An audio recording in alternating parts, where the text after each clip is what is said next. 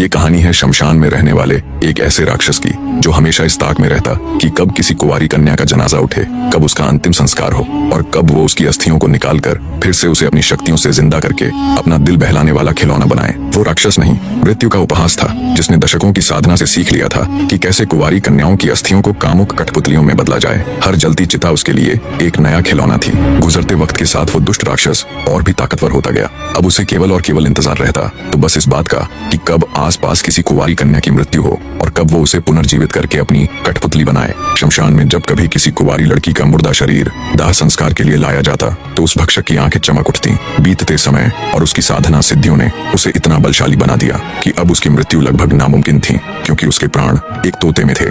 दुष्ट दानव ने उस तोते को ऐसी जगह पर रखा था जहाँ इंसान तो दूर कोई परिंदा भी पर नहीं मार सकता था। दरअसल वो तोता 7 समुद्रों के बीच बने एक छोटे से कोठड़े में था। उस कोठड़े तक जाने के लिए भी 7 दरवाजों को पार करना पड़ता। उन 7 दरवाजों में हर दरवाजे के पीछे छिपी थी एक अत्यंत कठिन पहेली। उस पहेली को हल करने के बाद ही दरवाजा खुल सकता था। किसी भी मनुष्य के लिए 7 समुद्र पार करना ही नामुमकिन था, पर अगर कोई उस नामुमकिन रास्ते को पार कर भी लेता तो उसकी असली परीक्षा वो दरवाजे लेते, जिस कारण त्रैलोक्यसुर से पार पाना किसी मनुष्य तो क्या किसी देवता तक के लिए असंभव था। ज्यों-ज्यों उस दानव की शक्तियां बढ़ती गई त्यों-त्यों उसकी भूख भी बढ़ती चली गई। अब उस घिनौने राक्षस के लिए किसी पवित्र कन्या के मृत शरीर का इंतजार करना बर्दाश्त से बाहर होता जा रहा था। वक्त बीतता गया, दिन निकलते गए, धीरे धीरे दिन महीनों में तब्दील हो गए। बढ़ते समय के साथ त्रैलोक्यसुर की बेचैनी और उसके सब्र का बांध टूटता जा रहा था। फिर एक दिन वो हुआ जो कभी नहीं होना चाहिए था। त्रैलोक्यसुर अपनी प्रतिज्ञा की बेड़ियां तोड़कर किसी जीती जागती पवित्र कन्या की खोज में निकल पड़ा। जल्दी ही उसकी ये खोज समाप्त भी हो गई जब उसे पास के ही गांव से दिन ढलने के बाद घर से निकली एक कुंवारी लड़की मिल गई जो उस भक्षक का शिकार बन गई। हमेशा अर्धजीवित कन्याओं के साथ खेलने वाले उस दुष्ट राक्षस के मुख जब किसी पूरी तरह जीवित लड़की का खून लगा तो मारे आनंद के वो बावरा हो गया। अब तो उसका ये रोज का कृत्य हो गया था। वो किसी कुंवारी कन्या का अपहरण करता और उसके साथ खूब मनमानी करता। जब उसका उससे दिल भर जाता तो उसे भी अपनी पुरानी कठपुतलियों के साथ छोड़ देता, मानो वो जीती जागती लड़कियां न होकर उसका कोई संग्रहालय हो। कुंवारी लड़कियों को अपनी कठपुतलियां बनाकर उनके साथ खेलने से उस दुष्ट दानव को असीम आनंद की प्राप्ति होती। पर जब जब धरती पर बुराई ने अपनी सीमा को लांघने की कोशिश की है तब तब उसे खत्म करने के लिए अच्छाई ने जन्म लिया है। जब पहली बार उस दुष्ट राक्षस ने किसी जीवित लड़की का रक्त चखा, ठीक उसी रात दूर कहीं अरण्यपुर नामक राज्य के राजमहल में दर्दनाक चीख के साथ एक दासी ने बड़ी ही विचित्र कन्या को जन्म दिया। एक ऐसी नवजात कन्या जिसके चेहरे पर सूर्य सा तेज, आंखों में ज्वाला सी चमक और शरीर पर देवों के देव महादेव के शस्त्र यानी त्रिशूल का चिन्ह था। उसकी ये विशेषताएं उस दिव्य बालिका को किसी भी साधारण कन्या से अलग बना रही थी। संयोगवश कुछ देर बाद ही उसी राजमहल में एक और कन्या ने जन्म लिया, पर इस बार फर्क ये था कि जन्म देने वाली दासी नहीं बल्कि रानी थी। नन्ही किलकारियों से पूरा राजमहल गूंज उठा। हर तरफ खुशी का माहौल था। अरण्यपुर के ऊपर उस समय राजा त्रिभुवन पाल का राज था। अपनी पहली संतान के रूप में एक पुत्री को पाकर राजा त्रिभुवन पाल अत्यंत हर्षित थे। राजा की लड़की जिसका नाम रुद्रलेखा रखा गया और दासी ने अपनी पुत्री को विभित्सना नाम दिया। धीरे धीरे समय अपनी गति के साथ बीतने लगा। दोनों लड़कियां बड़ी होने लगी। हमेशा साथ रहने और हमउम्र होने के कारण राजपुत्री और दासपुत्री दोनों में गहरी मित्रता हो गई। राजा त्रिभुवन पाल लड़कियों को भी लड़के जैसा ही सम्मान देते थे, अतएव उन्होंने अपनी पुत्री की शिक्षा एक लड़के की ही तरह करवानी शुरू कर दी। राजकुमारी की घनिष्ठ होने के कारण विभित्सना की शिक्षा भी उसी के साथ होने लगी। सब कुछ ठीक चल रहा था, तभी एक दिन अचानक राजा की पत्नी मृत्यु को प्राप्त हो गई। पूरे राजमहल में शोक की लहर दौड़ गई।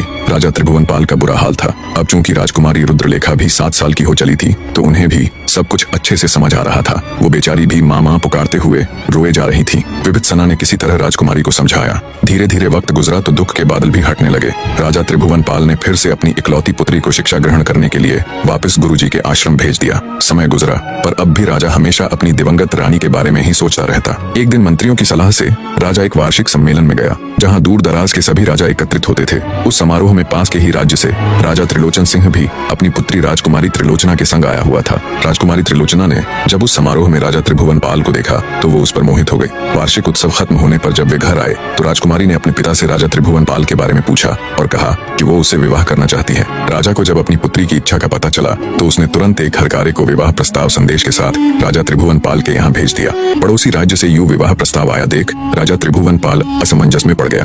रानी के दिवंगत हुए अभी बहुत समय नहीं हुआ था, जिस कारण उनका दूसरी शादी करने का कोई विचार नहीं था। फिर भी उन्होंने जब इस बारे में अपने मंत्रियों से सलाह मशवरा किया तो उन्होंने कहा, महाराज आपको इस विवाह प्रस्ताव को स्वीकार कर लेना चाहिए, अन्यथा राजा त्रिलोचन सिंह नाराज होकर कहीं हम पर आक्रमण न कर दें। उनके पास हमसे कहीं अधिक सेना और शस्त्र बल है। राजा त्रिलोचन सिंह के साथ जुड़ने से हमें राजनीतिक फायदे के साथ साथ भरपूर ताकत भी मिलेगी। और महाराज कब तक आप महारानी जी के ही शोक में डूबे रहेंगे? नई रानी आने से आपका ध्यान भी बदली हो जाएगा। मंत्रियों की सलाह और अच्छे से सोचने विचारने के बाद अंततः राजा त्रिभुवन पाल ने उस विवाह प्रस्ताव को स्वीकार कर लिया। जल्द ही राजा त्रिभुवन पाल की शादी राजकुमारी त्रिलोचना के साथ हो गई। कुछ समय पश्चात ही रानी त्रिलोचना ने गर्भ धारण कर लिया और तय समय पर राजा को रानी त्रिलोचना से एक पुत्र की प्राप्ति हुई। उधर राजकुमारी रुद्रलेखा और विभित्सना भी अपने जीवन के 10वें वर्ष में प्रवेश कर चुकी थी। आश्रम में उन दोनों की शिक्षा पूरे जोरों शोरों के साथ चल रही थी।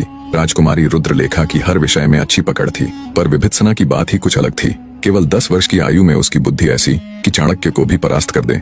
हर श्लोक, हर वेद उसे कंठस्थ था। जितनी योग्य वो शास्त्र विद्या यानी ज्ञान, तर्क, भाषा, नीति, धर्म, गणित, विज्ञान, इतिहास, कला आदि में थी, उससे कई गुना अधिक वो शस्त्र विद्या यानी तलवारबाजी, धनुर्विद्या, गदा युद्ध, भाला युद्ध, मलखंभ और आत्मरक्षा में थी। जब वो तलवार चलाती तो प्रतीत होता जैसे आग में नहाई बिजली हो। तलवार चलाने की गति ऐसी कि बड़े बड़े योद्धा शर्मा जाए। जब विभित्सना धनुष उठाती तो आंखें बंद करके भी कोसों दूर मौजूद अपने लक्ष्य को चंद पलों में भेद देती।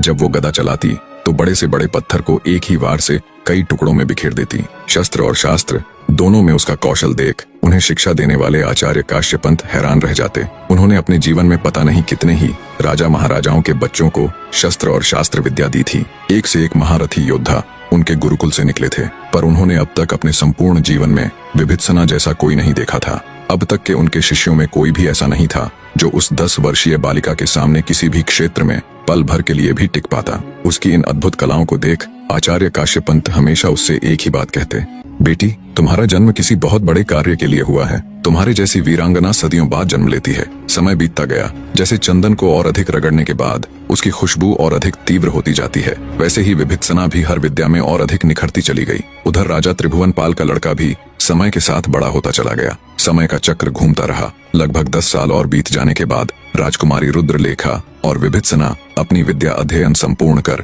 आचार्य काश्यपंत से विदा ले वापस राजमहल को लौट आई। दोनों लड़कियां अब संपूर्ण जवान हो चली थीं। इधर राजा त्रिभुवन पाल के द्वितीय विवाह से उत्पन्न हुआ राजकुमार रुद्रसेन भी 15 वर्ष का हो चुका था, किंतु वह सर्व विद्याओं में असमर्थ होने के साथ साथ कायर भी था।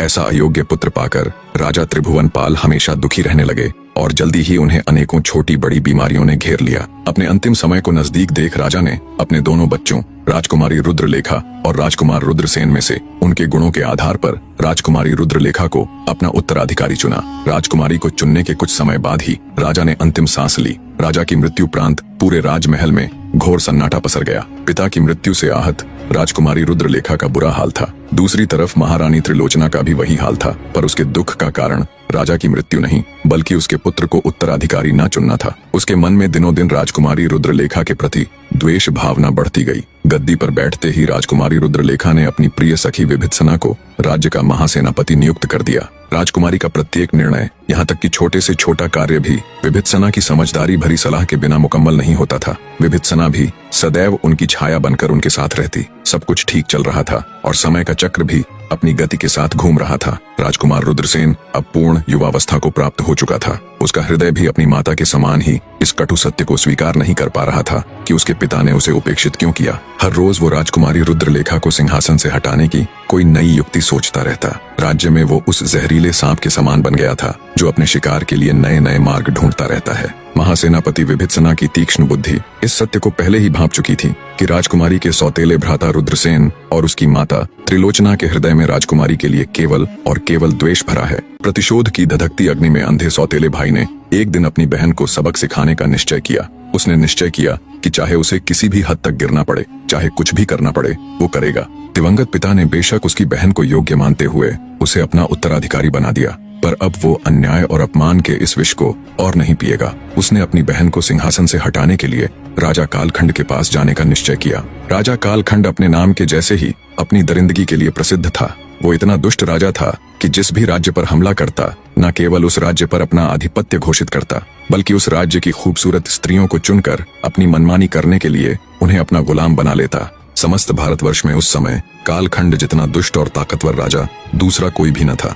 युद्ध करना तो दूर की बात, अन्य राजा उसका नाम सुनते ही मारे भय के कांपने लग जाते थे। राजकुमार रुद्रसेन अपनी सौतेली बहन रुद्रलेखा को सबक सिखाने के लिए सीधा राजा कालखंड के राज्य में पहुंच जाता है और द्वार पर मौजूद प्रहरियों से कहता है कि वो अरण्यपुर राज्य से आया राजकुमार है जो राजा महाराज के लिए एक खास प्रस्ताव लाया है। प्रहरियों ने जब अपने राजा को इस बारे में सूचित किया तो उन्होंने तुरंत राजकुमार को उसके सामने पेश करने का हुक्म दिया। प्रहरियों के कहने पर राजकुमार रुद्रसेन राजा कालखंड की राजसभा में जाता है और उन्हें हाथ जोड़कर प्रणाम करता है। राजा कालखंड बोले, कहो राजकुमार, क्या प्रस्ताव लाए हो?